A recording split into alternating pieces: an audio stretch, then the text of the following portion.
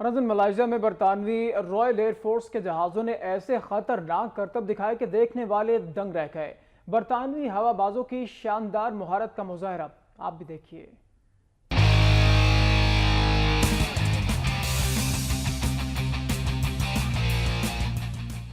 Red arrow کے نام سے جانی جانے والی برطانوی رائل ایئر فورس کی ٹیم نے ملائیشیا کی فضاؤں میں ایسے شاندار کرتب دکھائے کہ دیکھنے والے مسحور ہو کر رہ گئے۔